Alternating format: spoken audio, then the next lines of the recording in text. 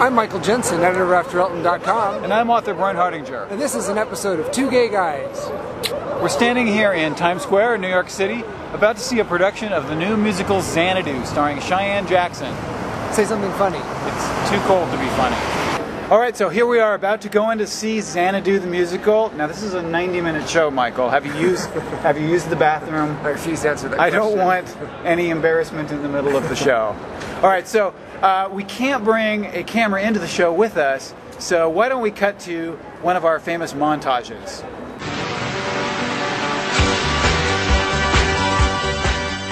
Xanadu, the 2007 Broadway musical, is based on the notorious 1980 film flop that destroyed the sizzling post-Grease movie career of Olivia Newton-John.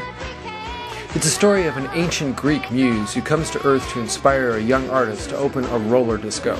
Xanadu was an unabashed attempt to bring back the great movie musicals of the 1950s, but on roller skates. The debate over Xanadu the movie has never been, is it any good? It's, is it so bad it's good, or is it just plain bad? Enter producer Robert Aarons, who, in 2001, got the idea to turn the movie into a stage musical. Enlisting the help of out playwright Douglas Carter Beane and out director Christopher Ashley, Aarons put together a show inspired not just by the 1980 movie, but also, according to Carter Beane, the 1981 film The Clash of the Titans. And who did they cast as the male lead? For the workshop, it was none other than out-actor Cheyenne Jackson, who played Mark Bingham in last year's 9/11 movie, United 93. Cheyenne had a film commitment and had to bow out before the opening of the Broadway show. But at the last second, the new lead injured himself. How else? Roller skating.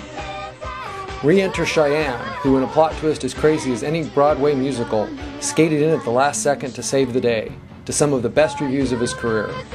Currently playing at New York's Helen Hayes Theater, now Michael and I are here in Xanadu.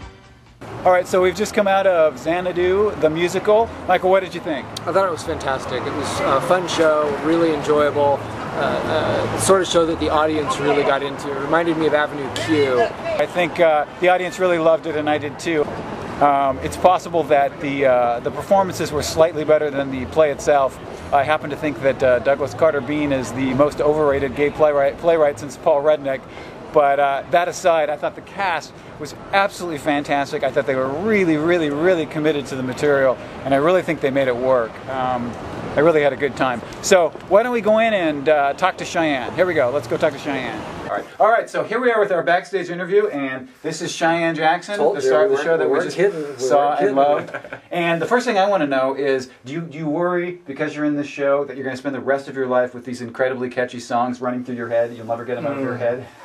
Yes, but you know, there are worse songs to be caught in your head. At least this music is melodic and it's ELO. And no, I don't mind getting these songs caught in my head, because they're good. Actually. Is the show as much fun as it looks to perform in? Yes. It is. Everybody says, "Oh, you're so lucky you're in a 90-minute show," and it's true. There are wonderful things about that, but it's 90 minutes, as you can tell. We never leave the stage. Never break. But it is nice when we're getting out. My buddy across the street that's in Les Mis, he's in the end of the intermission, so that's pretty sweet. So you're done, and he's only halfway there. That's pretty sweet. No, I love it though. It's great fun. You probably got a lot of gay people coming, a lot of hip people coming, but there was a high school class in there. Yes. And do you find that you can tell if the audience is getting the jokes or not? Yes, we gauge immediately after my first monologue, we can tell where how do I say this nicely, the education level of our audience is. So if we know, should we just hit the joke right in the center, right smack down the middle, and smacked it up, or should we, we can tell what's going to work. So you tailor it to your audience a little bit. Yeah, I mean, within the context and the text of the piece, but yes. Well, I noticed there's a reference to the 40-year-old gay theater goer, and it didn't get a big laugh today, because I think it was a lot, but I bet in some evenings... Friday nights is like all queer night. I don't know why, but on stage, it was a couple of nights ago, it was completely full of bears. Now, it's a really small stage, which surprised me, and they roller skate up there, and I'm curious, what's the worst thing that's ever happened, and how did you... I fell last night. We fall all the time. We've learned how to fall and not hurt ourselves or kill ourselves. Knock. But Worst thing, I mean, 3 different people have broken feet and broken legs, and you just have to really... Seriously? Mm-hmm. And how do you carry on with the show with a broken foot, or do you? Well, no, they don't. I mean, it was luckily those things weren't in the show. It was during rehearsals and previews and things. But really, it's just when you get hurt is when you're like standing still on skates is the most dangerous thing. Moving is, you know, it's.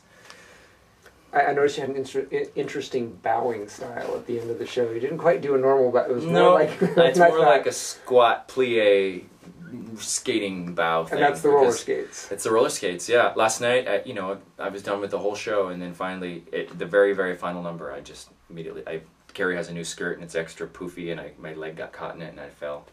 And all you can do is be like, yes, I did, I fell. Have you, I'm assuming you've met the stars of the original movie?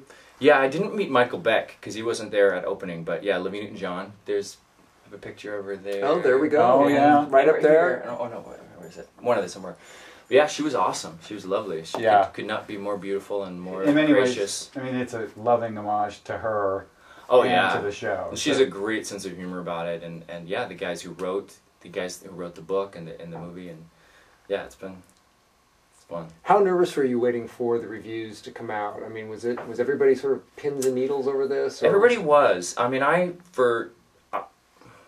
it was, as Tony Roberts, who so succinctly put it, we really needed a good review from the Times because everybody was kind of waiting for us to fail. In New York, everybody waits for everybody to fail. It's just the way it goes. But with this show in particular, which I don't get, it's like a musical of Xanadu. It makes perfect sense. The first time I heard it, I thought, but everybody else, it seemed like, oh, it was a terrible movie. It was the hardest sell for people, but I know. But yeah, it was a huge validation, and yeah, everybody was very like, oh, and then they started pouring in, and nobody could predict how good they would be and what a, windfall it would be. Were you in the previews? Were you No. in all the previews? So No. at what point did you learn that you were going to take over the role? 3 days prior to opening.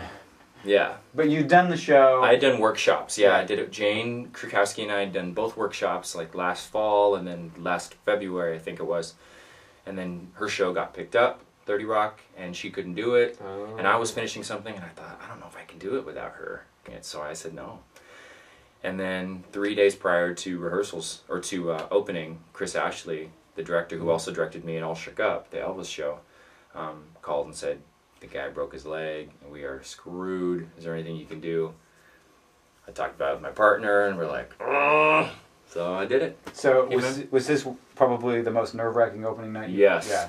Yes, it was. They moved opening night back a little bit for me so I could have some time, some previews to settle, but I went into the show in 2 days, and it was the scariest and probably the hardest thing I've ever done. What kind of a hero around here for stepping in? I think I was for a while. I think the novelties wore enough, though. How long are you committed to the role? Till the end of July 2008. So I signed on. Is that a good thing?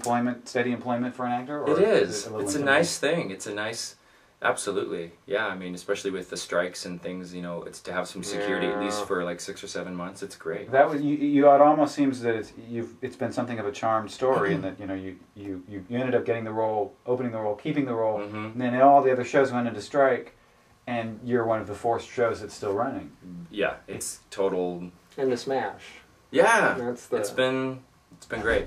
Really, truly. No, real quick, I just want to know, did you hear anything about the Lifetime pilot? No, but they're testing it on Wednesday. Oh, really? Okay. Yeah, and that's when they should know. We're like a Kennedy-esque family of lawyers. It's an hour-long drama. Beau Bridges plays my dad. Ann Archer plays my mom. Really great writing. The writer is Jeffrey Lieber, who wrote the pilot for Lost. He's really smart. Oh, wow. The director, Bart Freundlich, wonderful director, happens to be married to Julianne Moore. There's a lot of great things kind of lining up. And it's my first pilot, so I don't have anything to compare it to, but I got a feeling about it. I really kind of think it's going to be something great. There's 3 kids. I'm the oldest son. I'm kind of like the womanizing... he's lazy. He just kind of likes to get by on his charm. It's good though. I'm excited about it, and we should find out. I think by the end of next week. I think. How will you continue to do the show?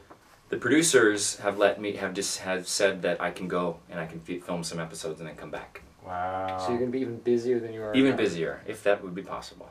Wow. But I got a good support team. All right. Well, thank you very much for speaking with us. We really appreciate it. Bye after Elton. Well, that's it for our special Xanadu edition. We'll see you next week on Two Gay Guys.